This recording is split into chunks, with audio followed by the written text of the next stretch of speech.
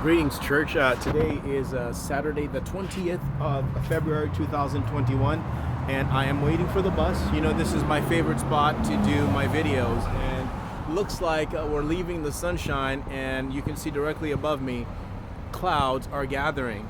And I'm right here at the bus stop in between Belmont and South Morrison. I just came back from the laundromat on Belmont, that street right there, that bridge behind me. Belmont goes all the way up to 49th Street, and today I had signed up to go to 24 hours at 2 o'clock, so the Lord directed me to the laundromat on Belmont and 49th, and to my surprise, the 5-load the 5-load machine, $8.75 for cold. I couldn't fit all my clothes in there. And not even half of, I think the machine is either programmed or it was broken. I'm not exactly sure what that was, but I was really upset and disappointed and didn't feel that my clothes got washed. It would spurt out a little bit of water and to wash and a little bit of water to dry. So I called the attendant, who was wearing a pink shirt, and as soon as I saw the pink shirt, I knew it meant pussy and no Kevin. In the vernacular of the LGBTQ community, you know, they read into acronyms. As a matter of fact, there's a guy coming this way here on a bike. That was the color of the pink that this woman was wearing. She was a white woman. I don't know who she was, but in any case, I called her over, and she kind of like cut me off from the machine. I'm not exactly sure why, but I think the Haitians had gone there before I did with MacArthur and had set it up. They knew where I was going, so they had a Klansman waiting there for me, who was supposed to be a combination of Alan Paul and another guy in the homeless community who was French. I think his name is Jacques. Anyway, I filed a complaint with the worker, and she gave me this card here.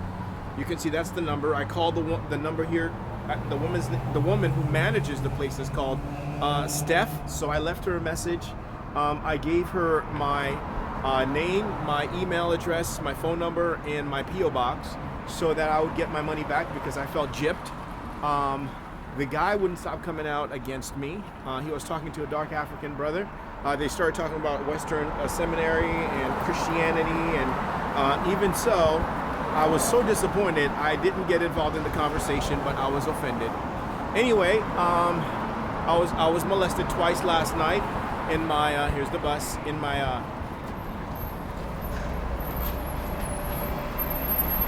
tent, and I was pierced on both sides.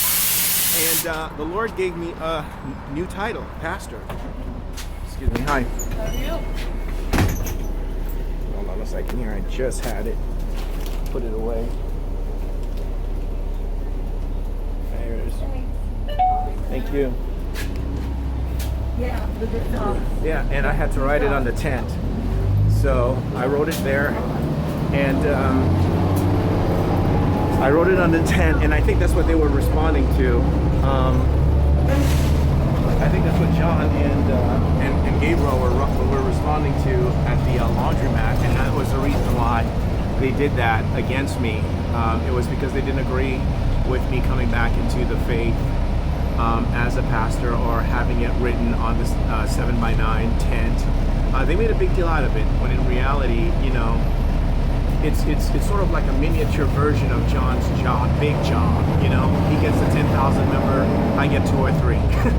You know, where 2 or 3 are gathered in my name, there I am in their midst. So I get 2 or 3 Christians to pray with, to talk to check up with, to love on, you know, to worship, to teach the scriptures. You know, a small group of some sort. I'm not exactly sure how God is going to do it, but it was Him who gave me the title, so I'm sure He has a plan. And He did it twice, 2 different days, and so it was confirmed. And so I'm not sure when, where, how. So I'm being switched from preacher to pastors, which is kind of strange because I went from youth pastor to preacher, but now it's preacher back to pastor. I wasn't able to plan a church. It wasn't as easy as I thought.